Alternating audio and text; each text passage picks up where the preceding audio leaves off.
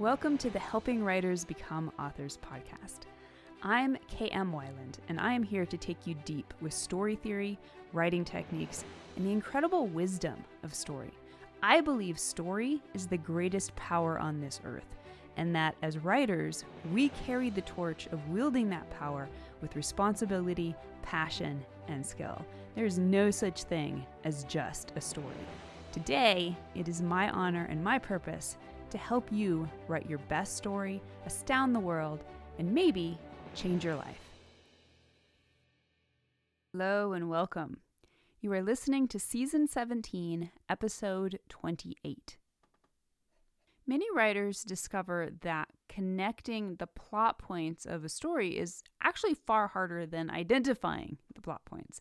It's easy enough to name these big turning points on a beat sheet, but when you sit down to write the pages that bridge those landmarks, the story can feel as if it's stalling in the middle. The real challenge, and I would say the true power of story structure, lies in shaping the in-between sections so they carry momentum. If you want to know how to keep your story moving between the big moments, it helps to look at those stretches as purposeful sequences that grow out of one turning point and drive the story to the next. This is exactly what one writer specifically asked me about, wondering how to handle all the in-between moments without the story lagging. Here's Stephanie's question. I've loved all your books about outlining and story structure. I feel as if, thanks to you, I have a sound grasp on the major plot points and the concept of scene and sequel. But I would love your thoughts on effectively linking those major plot points. My stories seem to have a lag in development between the major events.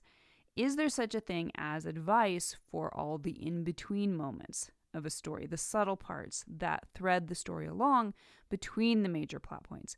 Or am I just being too nitpicky? This is such an important question. We can often lose sight of the fact that the real magic of story structure isn't in the beats, but in the way the sections around them build, shift, and propel us forward. Part of the reason we might fall into this dilemma is that it can be easy to think of a story's beats/plot points as distinct from the surrounding scenes. The truth is that the beats must be part of a seamless chain of story events, each one building into the next. The beats are distinct simply in that they represent important nodes of transformation. So if you're one of those writers who enjoy plotting out structural beat sheets or outlining high-level plot skeletons, but then struggle when it comes time to write your way to the beats, today I want to walk you through a change in perspective. I'm going to show you how to integrate the idea of plot points into the plot itself so that the entire story feels cohesive and resonant. So welcome to today's episode, 5 ways to keep the story moving between the big moments. But first, today's episode is sponsored by Damonza.com. So I'll be honest. As someone who has been doing this for almost 20 years, self-publishing is exciting, but it can also feel like you're juggling a dozen different jobs. Once it comes time to publish, there's cover design, formatting, promo graphics, blurbs. It adds up really fast. And that is why it's cool that Damonza has created what they're calling their everything package. And it really does give you everything: a stunning cover, interior formatting, print-ready files, promotional graphics, and even step-by-step help with publishing platforms like Amazon's KDP if you need it. So for one price, you get one team with actual people you can talk to along the way.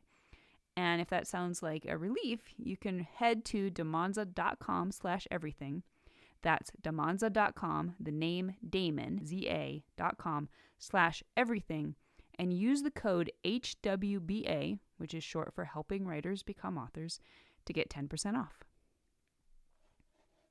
All right, so when we talk about story structure, most of the time what we're really talking about is a shortcut method to help us easily visualize a story's entire arc in order to ensure every piece contributes to a cohesive whole.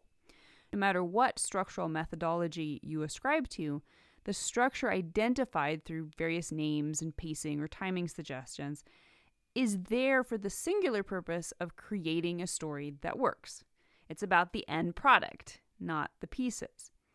However, because story structure discussions unavoidably place so much emphasis on plot beats, what we end up with can often seem like little more than a checklist of beats, and that's where the trouble can begin. Here's the truth. However important the plot beats are, they're not where your story lives. Your story lives in the spaces in between. Only by connecting plot points can we create story flow. Although I have found it most accessible to learn story structure by memorizing and understanding plot beats, I actually find it most useful to interact with story itself as a series of sections. And these sections are those that naturally emerge in the spaces between the plot beats. So story structure, as I teach it, starts out as 7 equally spaced plot beats, not counting the bookends of hook and resolution. And those are the inciting event, the first plot point, the first pinch point, the midpoint or second plot point, the second pinch point, the third plot point, and the climax, which if you're not familiar with those terms, you can find out more about that in my book, Structuring Your Novel. Now, although each of these plot points represents crucial story moments, and likely the story's biggest and most important scenes, what they give us that is even more important are 8 more or less equally spaced sections of the story. These in-between sections are not empty spaces, nor are they arbitrary. They are thematically related to their connected plot points and exist to allow the story to fully develop each plot point's purpose and deeper transformation symbolism. When you start thinking about in-between moments as bridges between plot points, you can immediately get a sense for what might happen in what can otherwise seem a yawning blank space. Plot points equal turning points. The sections in between equal transitional spaces in which characters process the previous beat's change and aim toward the next. We place so much emphasis upon plot beats precisely because they are turning points. And turning points represent change, and change is the engine that moves a story's plot forward. However, change means little without context and causality. Although we could ostensibly jump from plot point to plot point, creating a very short story of only 7 scenes, the depth and complexity available in storytelling becomes available when we emphasize cause and effect. What has caused this change? That is, what has built up to the plot point? And what effect does this change now cause? That is, what consequences will dictate new choices and behavior from the characters? And from this causality, we also get to build context. In real life, change is less about singular causes and effects and more about systemic influences. So the longer the sections between plot points, the more opportunity to develop thoughtful verisimilitude. The first step in figuring out what to write between major events starts with examining how characters would naturally react to what's just happened, and how will their natural actions lead, most interestingly, to the next moment of change, the next major plot point. The forward momentum of plot is constructed from 2 simple pieces: the characters' intentions and the obstacles that complicate their forward momentum. That's it. From there, however, we can access all kinds of delicious complexity and nuance. When characters' intentions are met with complications, aka conflict, turning points of change necessarily arise as characters adapt to the circumstances and try to figure out new ways to progress. Some of these moments of change are story-altering turning points, and these are the major structural points. Specifically, they are moments in which the change that results is so great, it cannot easily be reversed. However, many moments in a story show characters adapting and changing in ways that are not so dramatic. After their initial intentions are obstructed by the major consequences offered up in plot points, characters will then spend time reacting. They may experiment with certain methods, backtrack, try again, making many choices, but none that yet represent doorways of no return. Most scenes in your story will offer some version of these smaller reactions as characters formulate the new or revised intentions that will lead them to the next major plot point. You know your in-between scenes are meaningful rather than just filler when each moment exists in a continuum between the complications encountered by the character's original intention and the new intention that is formed in reaction to those complications. This ensures every moment in your story matters by contributing to the character's progression to the next major turning point. For example, in The King's Speech, Bertie's initial intention is simply to avoid public speaking because of his debilitating stammer. That goal is complicated when his brother abdicates the throne and Bertie must assume the crown, which is a dramatic doorway of no return. Much of the middle of the story is devoted to his reactions to each new challenge, reluctantly seeking out speech coach Lionel Logue, resisting Logue's unconventional methods, making halting progress, backsliding, and trying again. Few of these scenes are decisive or life-altering, but each reflects the continuum of adaptation as Bertie's smaller, immediate intentions evolve. Ultimately, they prepare him for the climactic wartime broadcast in which he fully embraces his role as king. These in-between sequences matter because they dramatize the inner progression from avoidance to acceptance, bridging the early setup and the later turning points. If you remember, in the question at the beginning of this episode, Stephanie mentioned scene and sequel, which is a useful way of structuring individual scenes to ensure they all matter and each builds into the next. In this approach, each moment in the story is divided into halves, one focusing on action, which is the scene, and the other focusing on reaction, which is the sequel. And you can then further break down each half into 3 tasks apiece to further strengthen the story's realistic progression. So we would break scene, or the action half, down into goal, in which characters move forward according to their intentions, conflict, in which characters are met with an obstacle that creates complications, and the outcome, which is the obstacle that creates complications, or a disaster that demands characters alter their tactics. And that is followed by the sequel, or reaction half, in which we have the characters showing a reaction, in which they must reevaluate their approach, a dilemma, in which they examine what is currently not working, and a decision, in which they formulate a new or slightly altered intention that allows them to respond to the complications and continue forward. You can also think of these scene polarities in terms of cause and effect, or question and answer. Regardless, the point is to create a realistic progression from plot point to plot point by following characters through their process of evolution in response to the obstacles presented along the way. Now, thinking of your story in terms of its scenes can be just as useful as thinking of it in terms of plot points. However, both approaches have the drawback of potentially causing writers to think of their stories too much as parts rather than the larger sum that is created from those parts. In other words, we can lose the forest for the trees. And this is why I encourage writers to view the sections in between plot points less in terms of individual scenes and more in terms of scene sequences. A scene sequence is a larger unit within the story, bringing together multiple smaller scenes in a unified episode. Usually, scene sequences can be identified by a specific focus within the larger story, such as a battle, or a negotiation, or a birthday party, or a funeral.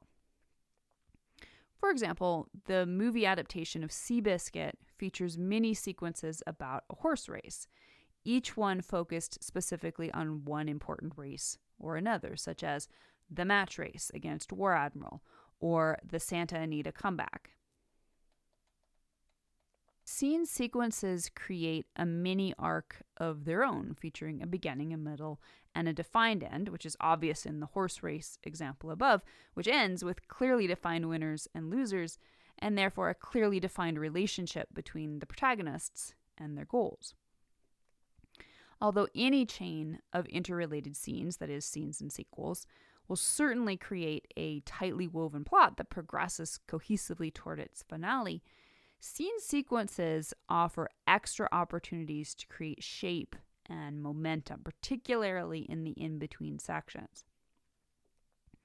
Even better, they can be used to their greatest effect by incorporating the plot points directly into them, usually climactically. For example, the midpoint in The Great Escape features the German guards' discovery of the POW's almost completed escape tunnel. Although the midpoint could conceivably have happened in any scene, the movie featured it as the climax of the lengthy Independence Day scene sequence in which the POWs drunkenly celebrate the 4th of July with potato mash moonshine. The sequence is iconic because of its focused episodic nature and naturally leads into the decisive midpoint in which, among other things, Steve McQueen's previously uncooperative character resolves to gather necessary information to enable the eventual escape. And this is another reason it can be so valuable to think of your story in terms of sections rather than simply plot points or scenes. Instead of trying to build your way between plot points, scene by scene, you can instead conceive of larger sequences that can easily and intuitively be filled with interesting scenes, all building upon one another toward the next major turning point. Finally, beyond thinking of general scene sequences, you can also draw inspiration from the inherent themes of each section. Each of the 8 sections in your story is defined by the plot points that precede and follow it. This is certainly true of the specific events in your story, and it is also true from the higher level viewpoint of the thematic and symbolic purposes of each plot point. Now, I've discussed the deeper meaning and purpose, both functionally and symbolically, of each of the major plot points in many other episodes and in my book, Next Level Plot Structure, so I will just mention them briefly here. The thematic intention of the inciting event and its surrounding sections are focused on the call to adventure and the refusal of the call. The first plot point focuses on the doorway of no return and the key event. The first pinch point focuses on a glimpse of the beast and the stirring of resolve. The midpoint, or second plot point, focuses on the moment of truth and the plot revelation. The second pinch point focuses on the wrath of the beast and a call to defiance. The third plot point focuses on a false victory and a low moment. And the climax focuses on sacrifice and either victory or failure. Now, by looking at a solid story like, say, The Lion King, you can see how these turning points can be used to thematically create the 8 discrete sections that exist between the major plot points. So section number 1, the hook to the inciting event. In The Lion King, the story opens with the splendor of the Pride Lands and the birth of the heir. This first section carries the sense of innocence and expectation. The world is bright and orderly, but we sense Scar's jealousy stirring in the shadows, foreshadowing the first disruption. Section number 2, from the inciting event to the first plot point, is where we see the tone shift to reckless curiosity and danger. Simba's brush with death in the elephant graveyard shows us both his bravado and his vulnerability. This whole sequence, colored by the call to adventure, builds toward the irreversible loss at the first plot point. Section number 3 is the first plot point to the first pinch point. And this is where we see Simba's exile after Mufasa's death sets the story into the mood of grief, shame, and avoidance. The journey through the desert and the discovery of the carefree Hakuna Matata life reflect a running away that seems like relief, but deepens his detachment from his true destiny. Section number 4, from the first pinch point to the midpoint, is where Scar's misrule turns the Pride Lands into a wasteland, and that shadow colors this whole stretch, even in the comic interludes. Nala's arrival and Rafiki's wisdom begin to pull Simba from denial into awakening, preparing him for the revelation that will meet him at the midpoint. Section number 5 is the midpoint to the second pinch point. After seeing Mufasa in the sky and being urged to remember who you are, as we talked about in the last episode, the tone shifts to renewed purpose and resolve. The journey back across the desert and the first glimpse of the devastated Pride Lands carry the drive of a hero returning to claim his place. Section number 6 is the second pinch point to the third plot point. Simba's searing return to Pride Rock, when he sees his mother mistreated and the land destroyed, focuses the theme into defiance and direct confrontation. That forward drive carries Simba straight into what looks like his great victory, only to have it come undone by the revelation at the third plot point. Section number 7 is the third plot point to the climax. Simba's false victory collapses into humiliation and inner defeat when Scar taunts him with the truth about Mufasa's death. This sequence holds the story's darkest emotional tone, out of which Simba must rise in order to face the final battle. In section number 8, the climax to the resolution, the final movement is colored by reckoning and restoration. Simba accepts his role and overcomes Scar, bringing not just victory but the return of harmony to the land, allowing the outer world to reflect his inner transformation. So you can see how each stretch between beats is naturally colored with its own tone, mood, or purpose. For example, discovery, doubt, regrouping, etc. Thinking in these thematic/episodic chunks can help you avoid a sagging middle by making the entire story feel more cohesive. When you stop thinking of the spaces between plot points as empty gaps and start seeing them as the places where your characters grow and change, the story gains real shape and momentum. From this perspective, the beats aren't just mile markers. Rather, they spark the consequences that always ripple forward into the subsequent sections. Your job isn't simply to move from one landmark to the next, but to let each turning point influence what comes after. Plot points should shape everything: the tone, the characters' choices, and the plot's forward drive. When you can do that, your story will no longer feel like a disconnected string of events, but like one continuous, compelling flow of cause and effect. Thank you for listening. That brings us to the end of today's episode. But if you're ready to go a little deeper in planning not just the big beats, but also the vital sections that bridge them, check out the newly revised and expanded second edition of my Structuring Your Novel workbook.